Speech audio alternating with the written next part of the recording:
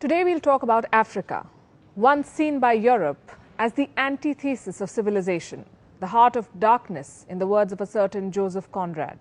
Centuries later, Africa remains ignored. It makes news for its conflicts, poverty, and exoticism.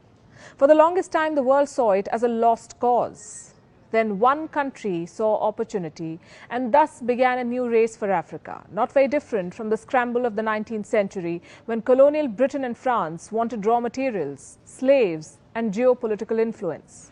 Now, in the 21st century, global powers are in more or less the same race.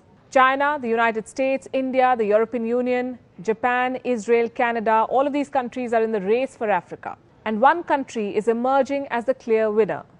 Hello and welcome to Gravitas Plus. I'm Palki Sharma Upadhyay, and this is Africa, a continent of 54 sovereign states, 17% of the world's population, 9.6% of the global oil output, 90% of the world's platinum supply, 90% of the world's cobalt supply, half of the world's gold supply, two-thirds of the world's manganese, 35% of the world's uranium, 75% of the world's coltan, and 54 votes in the United Nations General Assembly. This is what makes Africa so attractive and makes the continent a battleground for global powers. There are numerous fronts: investment and infrastructure, military power, diplomacy, soft power, trade, geopolitics. Every country has its own interest in Africa. In 2016, Israel began its scramble for the continent. Benjamin Netanyahu became the first Israeli Prime Minister to visit Africa in 50 years. What did he want? Votes in favor of Israel and against Palestine in the United Nations resolutions. Africa and Israel share similar histories, he said.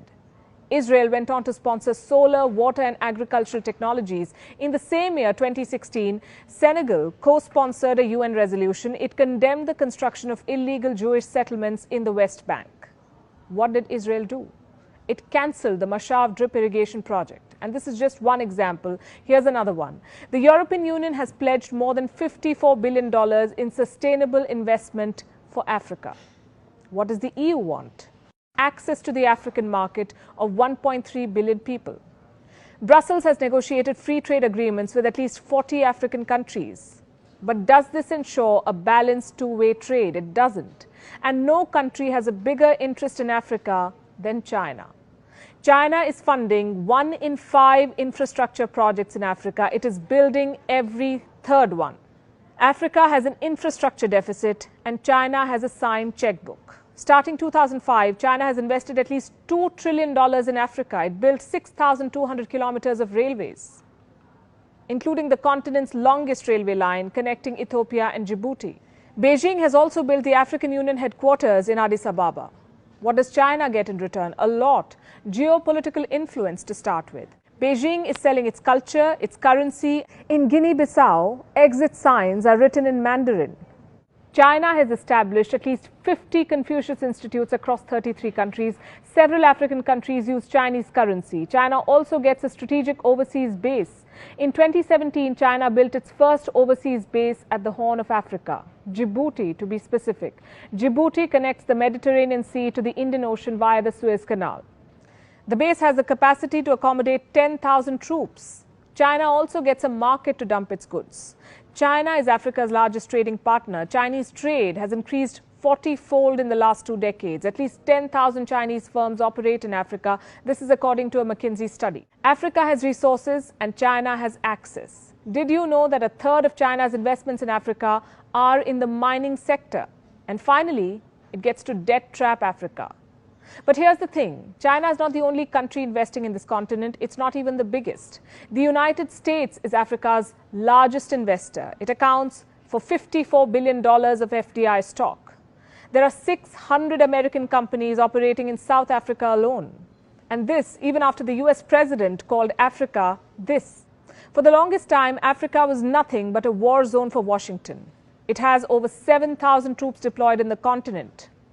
They are spread across some 13 African countries, including Burkina Faso, Cameroon, Central African Republic, Chad, Democratic Republic of Congo, Kenya, Libya, Mali, Mauritania, Niger, South Sudan, Somalia, and Tunisia.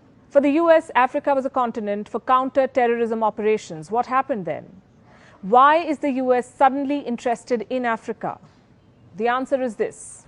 For the US, Africa is now a new front to take on China, and Washington is now fighting it out for power and influence. An article on the US State Department website reads, and I quote, "Africa is the continent of the future. Thus, we need to make the most of its potential. By 2050, its population will more than double to 2.2 billion people, with over 60% under the age of 25. Where is Africa's interest in all of this? Also, what about India? What role does India play in this continent? New Delhi's ties with Africa date back to the time of Mahatma Gandhi. India was part of the Bandung Project of 1955. New Delhi supported Africa's anti-colonial struggles. It supported the liberalization movements in Ghana, Algeria, Tunisia, Morocco, Angola, Mozambique, Guinea-Bissau. India also raised the issue of racism in South Africa. It will be unfair to say, though, that India's newfound interest in Africa has nothing to do with China. In 2018, Indian Prime Minister Narendra Modi toured key African states just ahead of Chinese President Xi Jinping's visit. In 2018, India decided to open 18 new embassies in Africa. India has defense partnerships with Zambia, Nigeria, Ghana, Ethiopia, Botswana, Uganda, Mozambique, and Namibia. New Delhi is currently training African military. Indian company Airtel is a dominant telecom firm in Africa. New Delhi is offering 50,000 scholarships to African students. Despite everything, India is far behind China in the race for Africa. China's Belt and Road Initiative has sealed its hold on Africa. If in the 1900s Africa was colonized with force, in 2020 it is being trapped by loans. China accounts for 14% of sub-Saharan debt. In Kenya, the volume of Chinese loans is 6 times that of France, which is the country's second largest creditor. And Sri Lanka can tell you what happens when Chinese loans are not repaid. China is looking to capture Africa. It has a strong diaspora, it is spending big money, it is selling its movies, culture and currency. China extracts raw materials, it manufactures products with them and sells them back to this continent. Does this remind you of something? What did the British do in India? In the 19th century, the rivalry between Britain and France fueled Africa's colonization. In the 21st century, the trade war between the United States and China is hastening the same. Just like the 19th century, there are numerous countries in the scramble for Africa. And just like the 19th century, there is nothing in it for Africa. Gravitas Plus, co-presented by Skoda. Simply clever.